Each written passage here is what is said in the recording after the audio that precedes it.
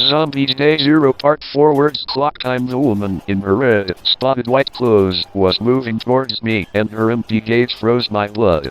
It was the first time I saw an infected person without clearly knowing what the fuck that shit was. Adrenaline had flooded my veins. I knew any contact with infected UOC could be my death sentence. In the next corner I saw a group. Her eyes reflected fear and agitated to despair. Eee! I shouted to me a 50-man in working clothes. I lifted a fist and shaken him as if he was a man invisible, doing the classic gesture of accelerating the situation. Fast, fast, fast. We have to go. You have to go. I valvuced as much as I could, seeing some people in that group holding improvised weapons and others crying. The little security was fading away. I didn't join the group, nor did I share their uncertain gaze. We had to move fast and move intelligently. How long would they stand? The Emer Chronicles resounded in my head. Fate and the most dense betrayal.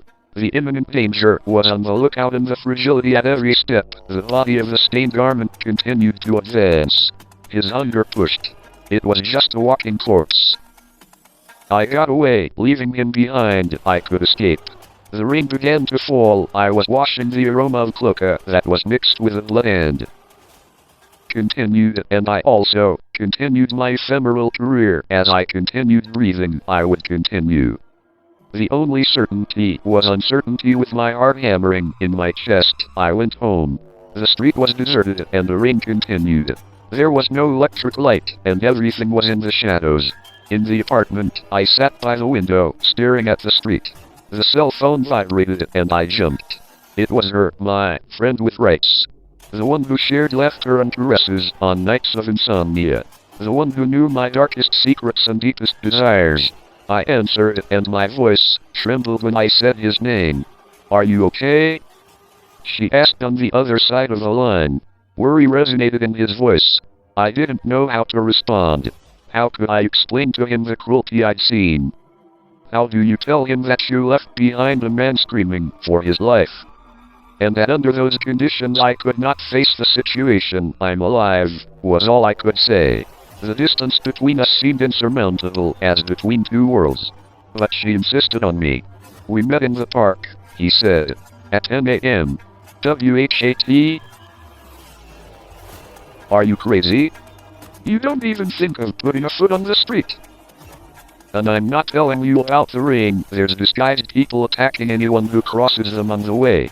Close and lock doors and windows and wait for me there, and don't do anything that catches the attention of anyone who can walk outside. This is crazy. The danger is serious indeed.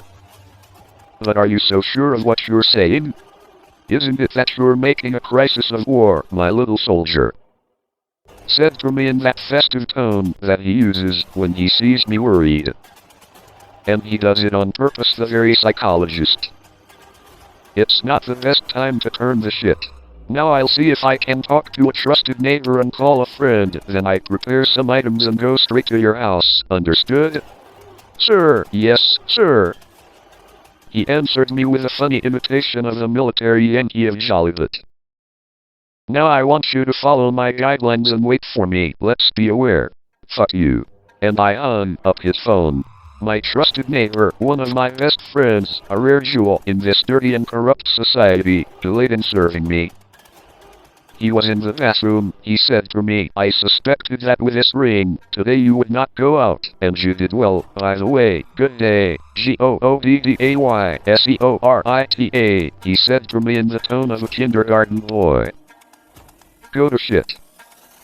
My answer completed part of our usual greetings, colorful insults among friends of full confidence. Now seriously, did you see the news? There are cases of violence far beyond normal. I saw a couple of them and it's to avoid them at all costs. The man was already checking his phone. Look, here's something, he said to me as he showed me his cell phone that showed a viral video of a person playing the role of a vampire with an old woman. That's what I saw, but the victim was a man. Then that's serious. Yeah, I told him.